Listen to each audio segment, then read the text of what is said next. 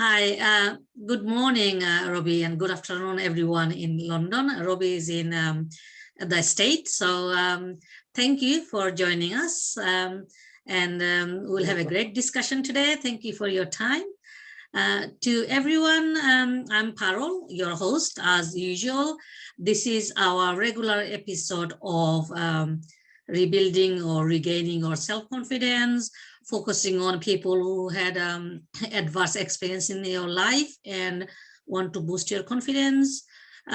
Yeah, so feel free to like, share, and subscribe to our videos. And today we have a fantastic guest, Robbie Mathews. Robbie has a lot of experience. Robbie is an expert on financial planning. And we know that finance play a big role on when it comes to self-confidence, but also on abusive relationship. I've seen lots of women can't get out of their life because of finance issues and worrying about finance. So today, Robbie is going to be discussing how to plan your finances and give us a lot of tips. So Robbie, welcome to the platform.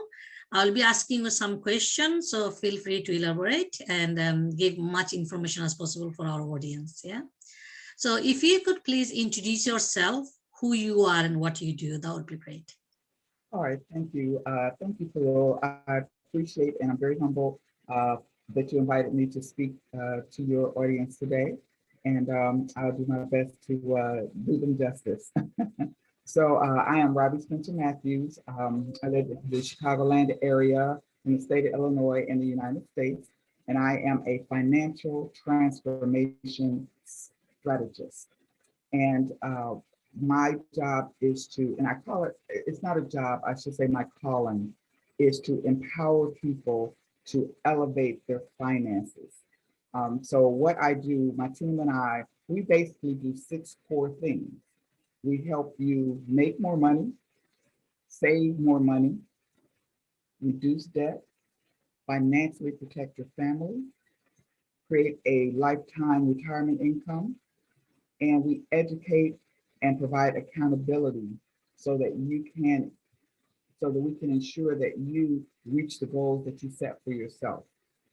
I'm a mother. I've been married for 25 years. My husband and I run our business together. He actually has his own separate business, but we cross-pollinate each other's business. He's a manuscript development coach. He helps you get your story out of your head so it can be published and read. And so I help you, when you make all the money from your publications, I help you manage that money so that it can continue to grow. So we work hand in hand. I have three daughters and 10 grandchildren. Wow. One is a great grandchild. So we're very blessed to have a very fruitful and prosperous and wonderful family. So, but of course, life never didn't start out that way. I was a teenage mom. I had 2 children by the time I was 18, ages 4 and 2. So you can do the math on that one. I was homeless, didn't have a education at that point in time. But what I did have, and a lot of women, and I'm not unique in this sense, have that deep burning desire to do better for their children, to provide a better environment for them. And that's what I had. And I didn't want them to have the kind of life that I had. I wanted them to have a better life. So I knew the thing that was missing was education. Yeah. I had to educate myself, not on just basic education, going to school and getting my high school diploma. Back at that point, it was a high school diploma, but I also had to find a better job. A job where I called it a market rent paying job, not a job where I would live forever on welfare, but a job where I could buy a home and provide that safe environment for my children. So I took up a trade, computer programming, got a really good job, and that job afforded me the opportunity to learn how to manage my money, even though I didn't start out doing a very good job at it. So it's an evolutionary process, and it's a continuous process. Even today, one has to maintain their focus Absolutely, absolutely. Yeah. Make sure that you manage your money effectively, not just for today. You know, you can't, you have to survive, absolutely survive for today, Yeah. but you keep tomorrow in your mindset today as well, because you never know what's going to happen. You never know what disasters are going to befall upon, or even what opportunities may come that will allow you to continue to grow and prosper. So the first key is educating yourself. Um, Whether you go online and Google information, or you go to the library, or you borrow somebody's book, read a book, find information that can help you prosper, because that's the only way that you're going to be able to succeed, is you have to have some amount of education, or if you're in a position to hire a coach, or the groups such as Parul has available, to kind of listen to people and take notes and write down what advice that people are giving you, and try to incorporate that into your daily life, because managing your money has to be part of your daily life, your daily habit. It's not something you do on the side. It's part of how you operate and how you think and act on a daily basis. Exactly. That great point. Great point. Mhm, Yeah. mhm. Yeah. Yeah. Yeah. No, that's a great point. You said, is not just our primary education, school, college, which gives us a foundation to start with, but real life education is absolutely different, totally different. Whether you do for business or for a job is a totally different environment, which we don't get to taught in school or colleges. You know, and having extra like coaches or other training and things is helps us to move on with life and be in real life education system.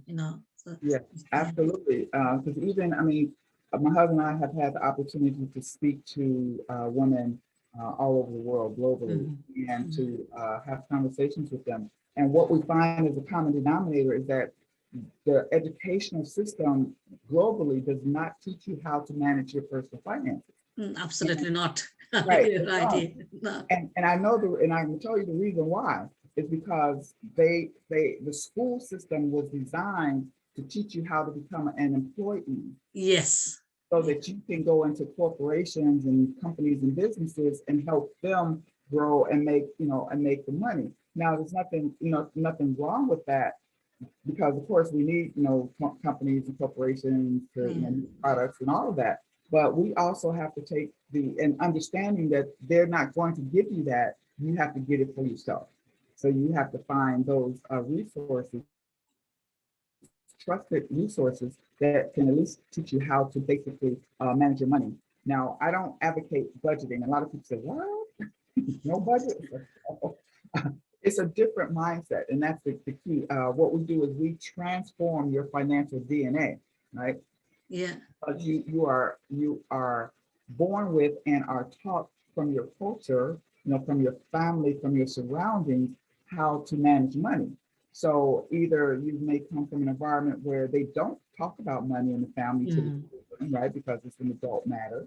So Yeah. you don't learn that way, or you learn from seeing how people manage their money, or you learn from the commercials, the ads, and the retailers, and those guys that say, oh, hey, zero this and do that, and you can have this, and everything in life is so easy. It's just come, come, come.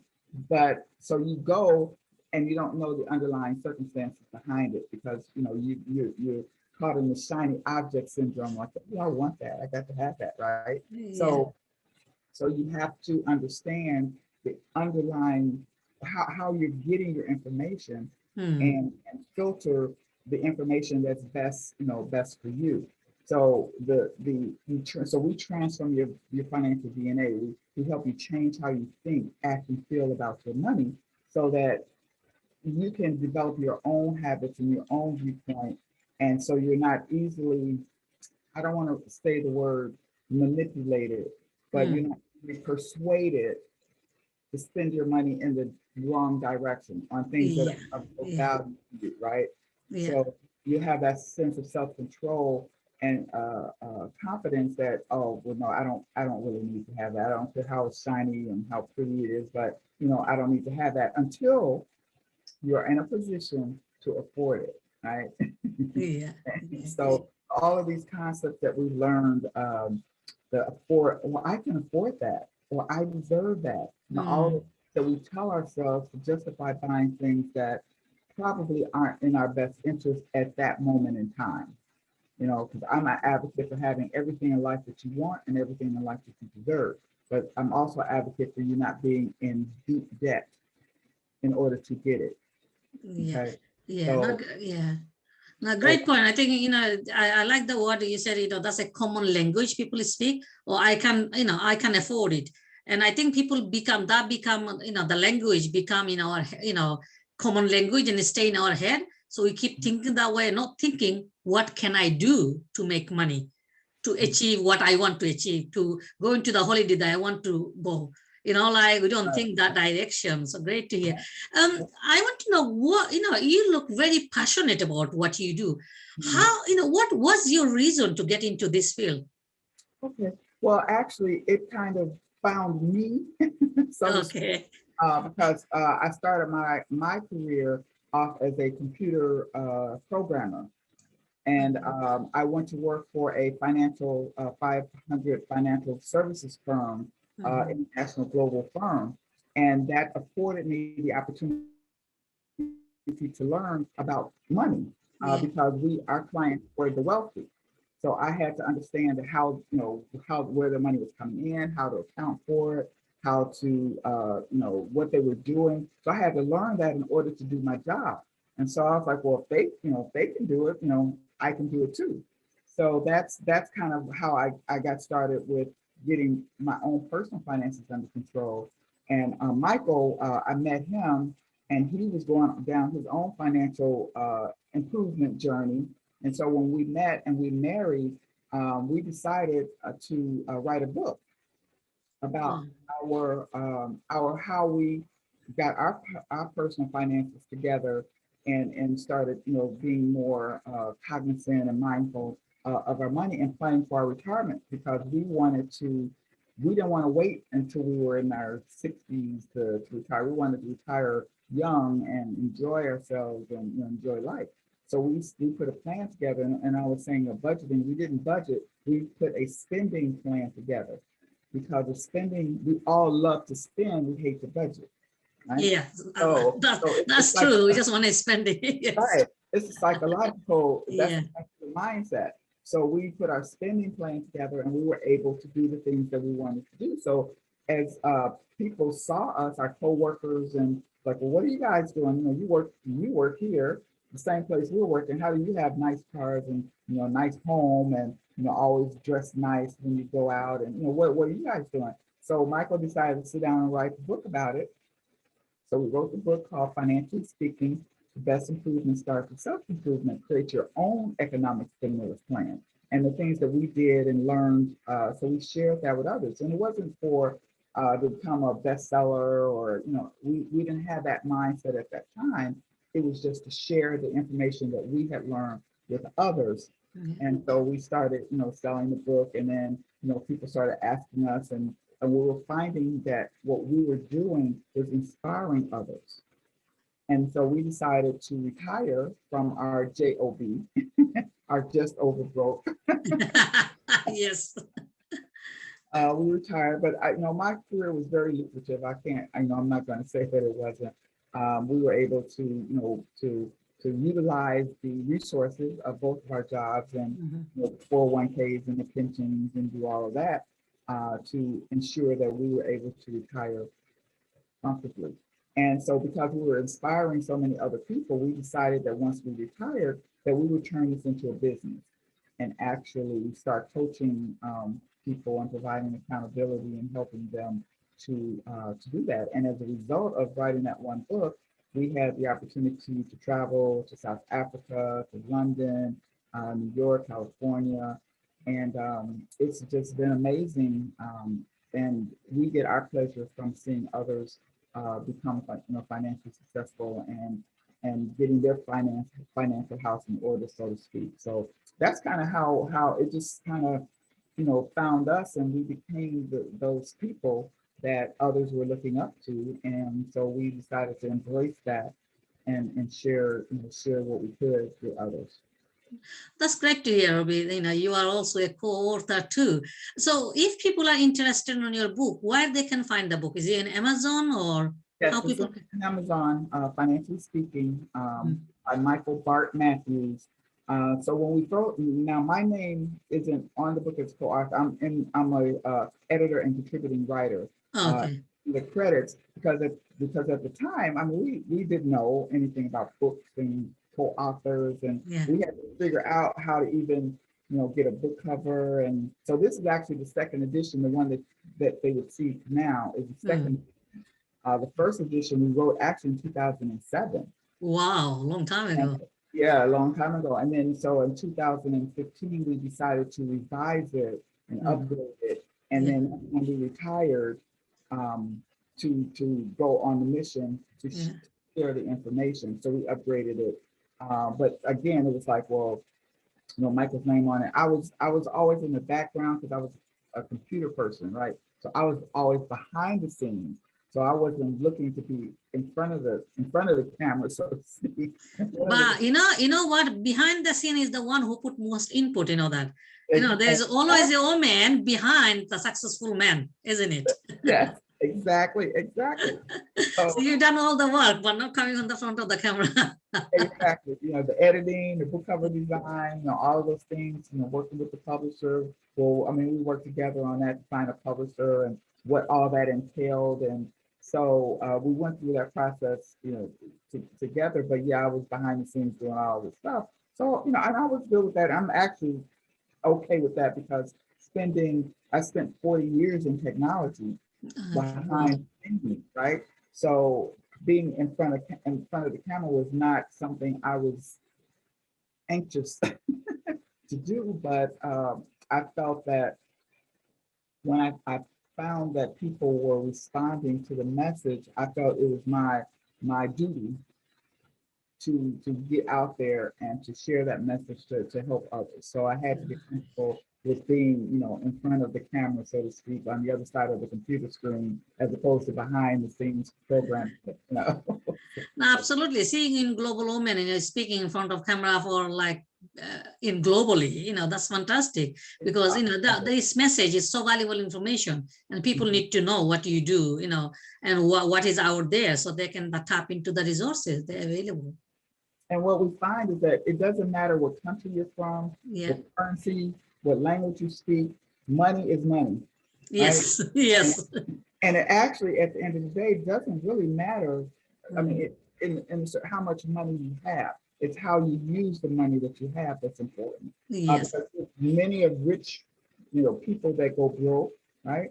And then there's many people that don't have a lot of money that become financially successful. So it's all in how you use that dollar, right? What do you do with it? How do you make it grow? How do you save it? And how do you protect it?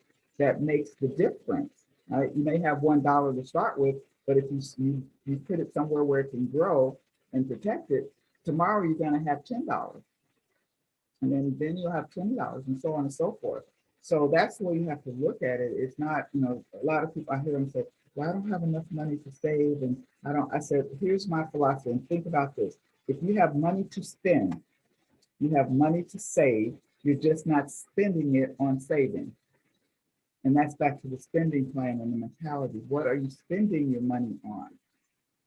Yeah. Are you spending it on things that are of value to you, as Mm. opposed to the shiny object that really isn't providing any value to you other than probably making you feel good? Well, I feel good when I look at the bank account.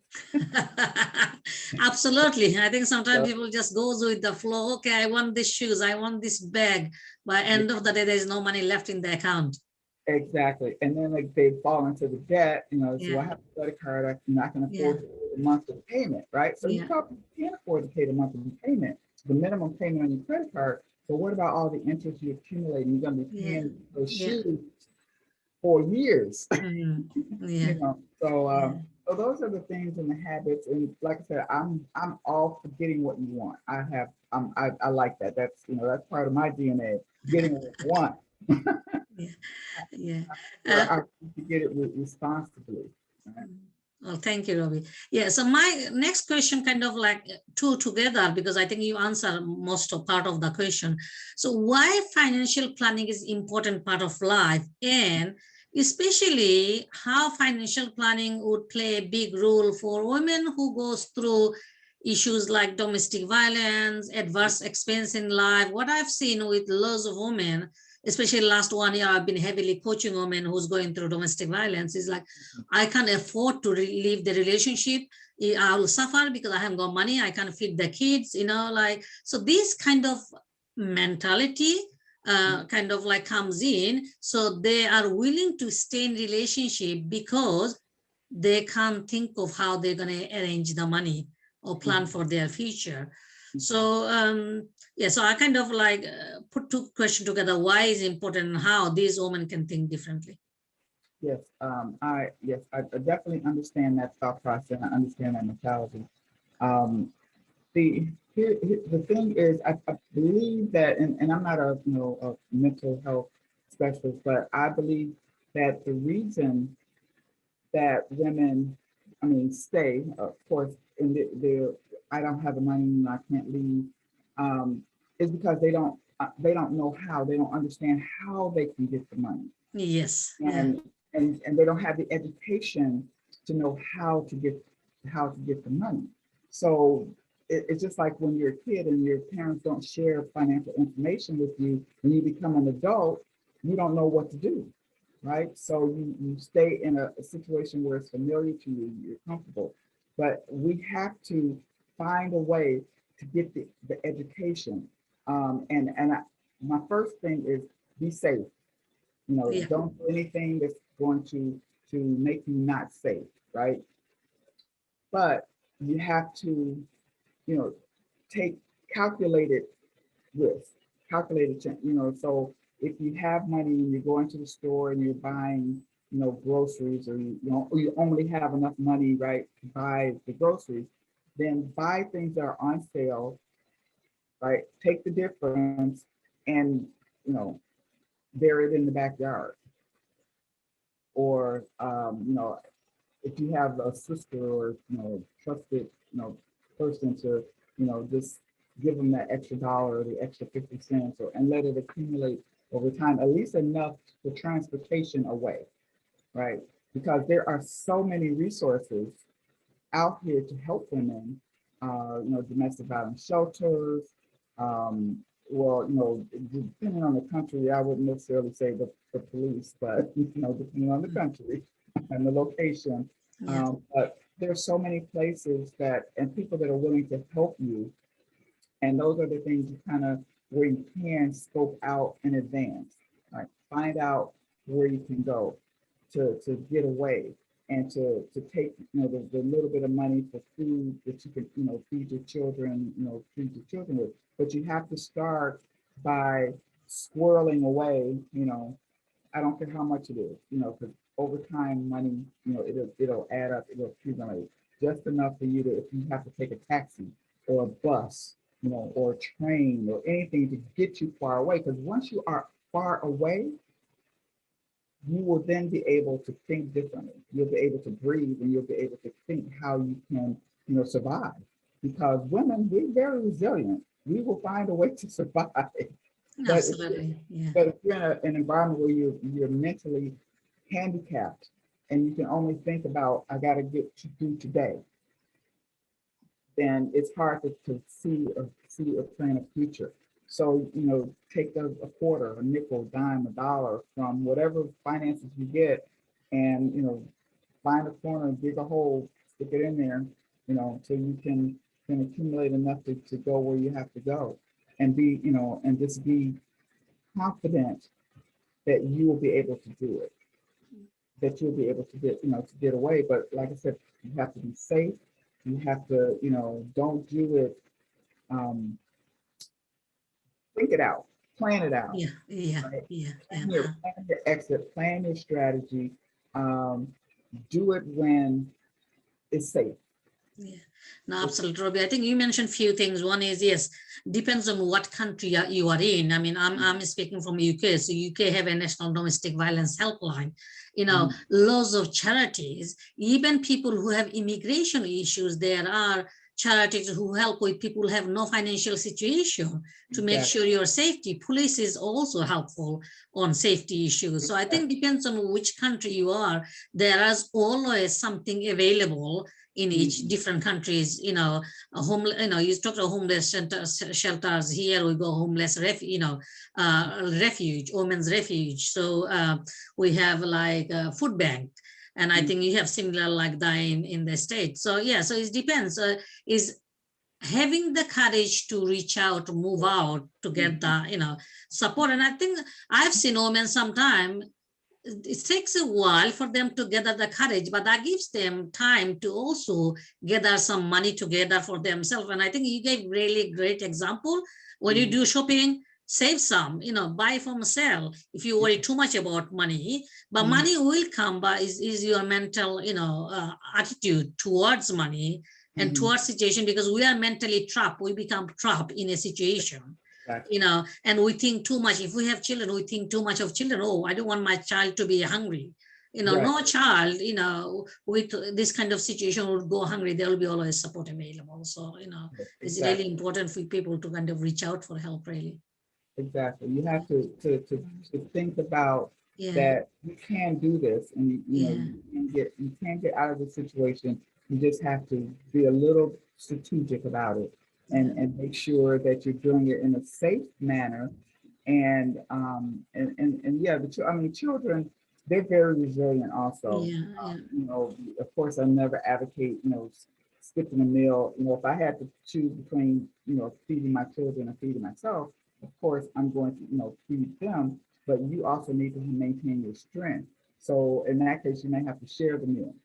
To share the meal and mm, save the extra, so that the day will come and when you will be able to extricate yourself from that situation and find. But in the meantime, scope out a place to go, your church, your or a friend's house, or a friend that a female friend where, let's just say, nobody knows that that's your female friend, right? So yeah, get you a new friend that understands the situation, so that if you have to go to that person's house, nobody knows that that's your friend. So nobody knows that you will be there, right? So there's little things you can do to prepare yourself to make that move, and try to get as far away as you can and as fast as you can. And if you have to get to the point where you don't tell anybody, then don't tell anybody. Just go, but scope it out first. Find some resources. Uh, when you go to the store, look at the newspaper, or if you can make a phone call to find out, where to go. There's, go to the church. When you go to the church, or religious institutions, there should be resources there to help you do that. But just do it with care, but do it with thought, and be very strategic about it. And know in your mind that you can do it, and know in your mind that you can get away. But you have to feel that. You have to know you'll know when the time is right, because what's happening to you is wrong. So you once you get the confidence, the internal confidence, and you don't have to show the mm, confidence. Just have it, keep it inside. You don't have to be defiant. You don't have to be any of those things. Just do what you need to do to stay safe. And then when the time comes, you'll know when the time comes, and you'll be able to make that move because you prepared for it. Um, but that's the key. You have to, just like with anything in life, you planning. Even when you go to the store, you have to plan when you go to the store. What am I going to do? What am I going to buy? How am I going to get there? Right. So everything in life, you have to plan your finances. Okay, where the money's going to come from? What am I going to use it for? How am I going to make it grow? Everything is a plan. Even if you go on vacation, right? yeah, How you gonna get there? Where you gonna mm, go? What you gonna see? mm, So it's no different. Planning your life is planning your, whether it's your money, your vacation, going to the grocery store, going shop. Everything is a plan.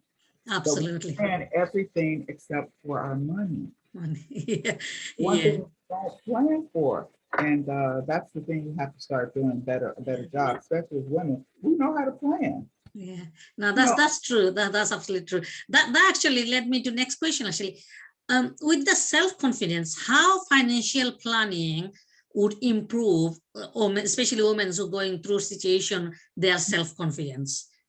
How finance and self confidence will interlink, and knowing about your money would improve your self confidence. well, think about this. If you if you knew you had the money to get away, Yeah, knew you had it, then that's going to feed your self confidence. Because now, if you don't have the money, you don't have the confidence, right? yeah, Having money, I don't care how much it is. Like I said, it's not the amount. It's having what you need to get what you want. And yeah, once you have that, then everything else is irrelevant. You know that you're going to get what you want. So if you squirrel away and put away that resource to help you get away, then you'll be able to withstand everything else until the moment when you make that move. So financial resources, even if you're not in a domestic violence situation, just a storm, yeah, a storm coming through, and we've had how many storms and hurricanes and tsunamis and fires, and I mean it's just ravaging the planet. So you can wake up and there's a river running through your town, right? yeah, So if you knew you had the financial resources that you could rebuild, then you're okay. You don't have that sense of despair and of no future because you prepared in advance. So planning in advance allows you to withstand any type of storm that comes your way, whether it's weather, whether it's domestic violence, whether it's illness. I mean, we've all experienced in some form or way the whole COVID, pandemic. People were yeah, not prepared for that, right? But mm, if you had the proper resources in advance, and that's why I say you live today for today and tomorrow. So if you got 50 cents, you spend a quarter today and save the other quarter for tomorrow, because you're gonna need it no matter what, yeah, whether absolutely. Yeah. something good or you're going to need it because of something bad. Mm, So always spend, today, a quarter today and a quarter for tomorrow. $1 for today, $1 for tomorrow. And that way your confidence will start building as you start seeing the savings start to build, that you're on the road to resources to help you survive whatever comes your way. And so that's where the confidence comes in, is that, yeah, I know I'm set for tomorrow. I'm good for today. I'll eat half a bowl of rice or half a bowl of beans today, but I will have a half a bowl of beans and half a bowl of rice tomorrow. But if you don't do any planning, then tomorrow is very scary. It's much yeah, more scary no, yeah, when yeah. So if you don't have anything, set aside or anything in your plan to accommodate that. So that's where the planning comes in at. It just makes you feel confident that you thought things through and you're ready to survive anything that comes your way. yeah, no, absolutely. I think what you mentioned, planning is so important. I think anything in life really, because if Mhm. if you don't have a plan, then you don't know which direction you're walking, left or right or east or west. You have to have a plan, otherwise you can't get to where to be. Right, Yeah, right, yeah, right. yeah, It's yeah, kind of out there without a compass. You're standing, in the middle of the road and you don't know yeah, which direction to yeah, go. yeah, And it's like if you don't, it's the old. I'm sure many people have heard this. If you plan to fail. If you what is it? fail to You plan. Yeah, fail to plan, you plan to fail. yeah, So um, even though people don't necessarily plan to yeah, fail, the yeah, fact that they don't plan, the likelihood of them failing is much higher, yeah, because you don't know what to do in certain circumstances. And we're not talking big, elaborate, plans, like planning a wedding or anything like that. We're planning how, if something happens, how can I secure myself and my family? yeah, Yeah, tomorrow. absolutely. Yeah. And that's the thing we're talking about. If I had to move, if I had to relocate from where I am at this moment, how will I be able to do that? And the need to relocate could be driven by a number of different reasons, whether it's domestic violence, whether it's weather related, or just accidental, anything. So start having those thought processes.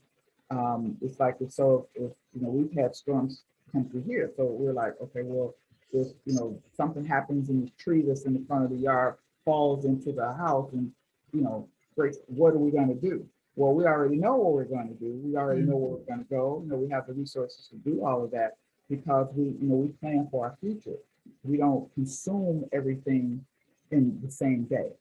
And that, we are a country, a world, I should say, of consumers. And we Yeah. have to start becoming producers as well. We can't just keep consuming and not produce. And what you produce for yourself is to take a quarter today, save the quarter for tomorrow, right? And then that quarter continues to grow. And now you have resources that you can use. And hey, maybe you don't have to leave, right? Maybe whether you're leaving or not, whether you have a wonderful life or not, as women, quarter today, they take the 50 cents, spend the quarter today, save the quarter for tomorrow. It doesn't matter how much money, what situation you're in. As women, we should always have our own money. Thank you. That's great. Okay, so that's leads us to our final question to you. If you were to leave one thoughts, how they can use financial planning to improve their self-confidence, what that would be? The one thing is the first thing to do is, like I said, take the quarter, take the dollar, spend half today, save tomorrow, the other half tomorrow, and do that every day. Every time you get a money in your hand, save some of it. It don't matter when you're starting out what you're saving for. Save some of it. Put it in in a uh, in a napkin, or my grandmother used to my grandmother used to save her money in a sock. And she would take the sock and she'd tie it to her bra strap and stick it down in her bosom. She always had her money right in her bosom. So that may not necessarily be practical today, but put it somewhere where it'll be safe. Don't worry about trying to, unless of course you are, have the financial resources where you're not having to hide money. If you have to hide it, that's one thing. But if you don't have to hide it, have your own account. Put money in your account and let it grow, let it earn interest. But my recommendation is to save. I don't care what circumstances you're in, save some of your money so that you can have that money. And then because you can't plan, it's hard to plan when you don't have anything, right? So as you start seeing, the money starting to accumulate, then your mind is going to start opening on its own to say, okay, I've got some resources. Now let me start planning, what to do and what do I need to do there. It could just be planning to save to buy a new house, right?